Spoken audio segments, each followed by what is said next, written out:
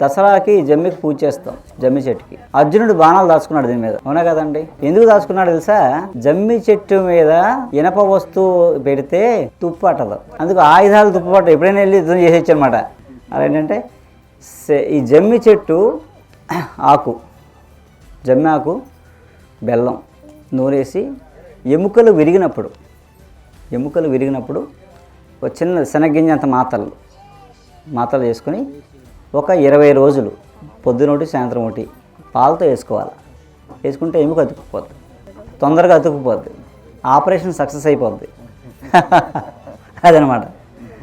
okay, జమ్మాకు, బెల్లం నూరేసి ఎముకలు విరిగినప్పుడు